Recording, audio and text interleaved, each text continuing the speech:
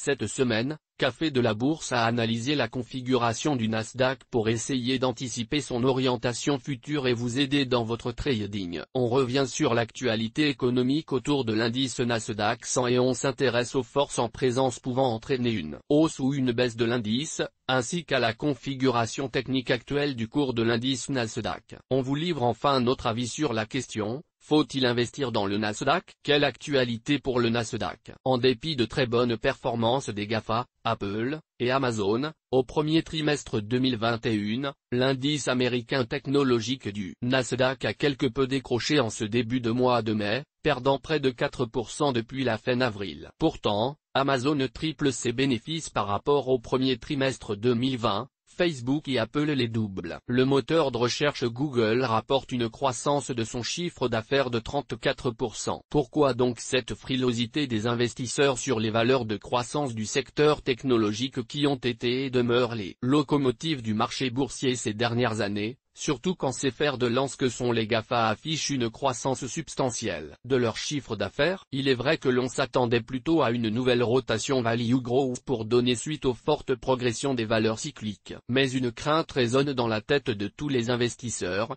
l'inflation, combinaison d'une forte reprise et de liquidités non maîtrisées, injectées massivement par la Fed dans l'économie. Le message du célèbre investisseur Warren Buffett lors de la présentation des résultats de sa holding investissement Berkshire Hathaway en ce début de mois de mai est clair: le risque d'inflation est grand. L'économie américaine est en plein essor avec à la fois une reprise post-pandémique plus rapide que prévu et des mesures de soutien massif de la Banque centrale américaine et du gouvernement, le tout combiné avec des taux d'intérêt très bas. La population dispose d'une réserve d'épargne importante, accroissant leur capacité et leur acceptation de payer des prix plus élevés pour les biens et services divers. Ce phénomène ne peut déboucher que sur une inflation importante selon Warren Buffett. Dans les autres facteurs qui favorisent la baisse, des bons du Trésor américain à 10 ans qui remontent légèrement pour se situer aux alentours de 1,6%, délivrant donc un rendement plus intéressant, ou encore l'éventualité que les entreprises étaient déjà valorisées en prenant en compte ces bénéfices du T1. Désormais,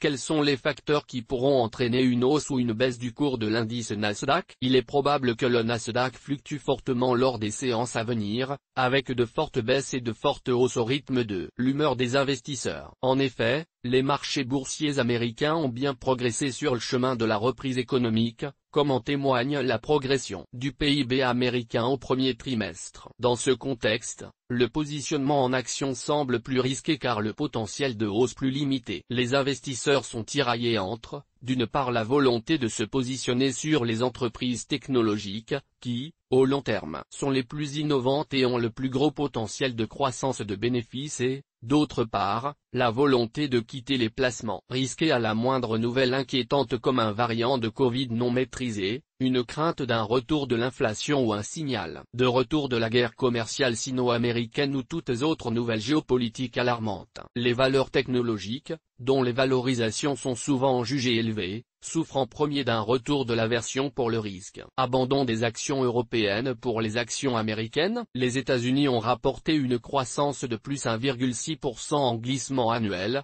et sont sur le point de retrouver leur niveau d'avant-crise. En revanche, l'Europe a affiché une récession de moins 1,8% en glissement annuel au T1 selon l'INSEE. L'économie du vieux continent rebondit au rythme de l'avancement de la vaccination de ses populations. Dans le même temps, la Chine affiche une dynamique de croissance positive mais plus stable, reflétant son précédent rebond arrivé encore plus tôt. On l'explique par la rapidité des campagnes de vaccination. Plus d'un tiers de la population américaine a été entièrement vaccinée, ce qui a permis à de nombreux États d'assouplir leurs restrictions sanitaires liées à la pandémie. En Allemagne, en France et en Italie, c'est moins de 10% de la population qui a reçu 2 doses de vaccin. Les États-Unis sont en passe d'effacer les effets du Covid sur leur économie alors que l'Europe rattrapera le terrain qu'elle a perdu. Que bien plus tard, aux alentours de 2022 pour la France selon le journal Les Échos. On pourrait observer des mouvements transatlantiques sur les positions en action en faveur des États-Unis pour profiter de cet écart qui se creuse. Analyse technique et graphique du cours de l'indice Nasdaq 100. Analyse graphique du cours de l'indice Nasdaq. Source: Café de la Bourse,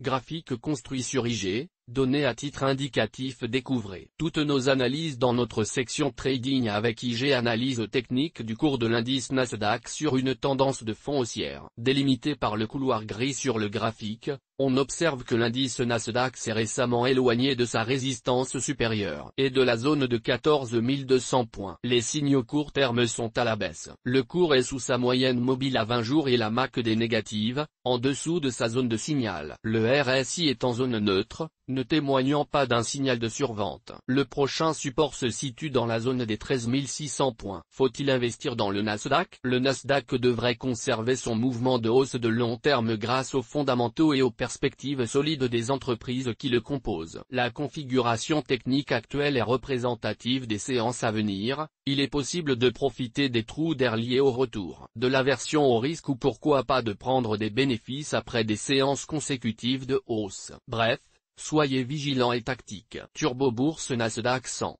Pour investir ou trader l'indice Nasdaq 100, rapprochez-vous de votre courtier en bourse et optez pour un produit financier qui a pour sous-jacent l'indice Nasdaq 100. Vous pouvez par exemple choisir d'utiliser un produit dérivé du type Turbo Call ou Turbo Put pour tirer parti des fluctuations haussières et baissières du Nasdaq 100. Source des images, FreePic. Toutes nos informations sont, par nature, génériques. Elles ne tiennent pas compte de votre situation personnelle et ne constituent en aucune façon des recommandations personnalisées en vue de la réalisation de transactions et ne peuvent être assimilées à une prestation de conseil en investissement financier, ni à une incitation quelconque à acheter ou vendre des instruments financiers. Le lecteur est seul responsable de l'utilisation de l'information fournie, sans qu'aucun recours contre la société éditrice de Café de la Bourse, comme ne soit possible. La responsabilité de la société éditrice de Café de la Bourse, comme ne pourra en aucun cas être engagée en cas d'erreur, d'omission ou d'investissement inopportun. Toute activité de trading comporte des risques. Le service d'exécution d'ordre au travers d'un compte risque limité présente un risque de perte du capital investi. Les turbos sont des instruments financiers complexes présentant un risque de perte en capital. Les pertes peuvent être extrêmement rapides.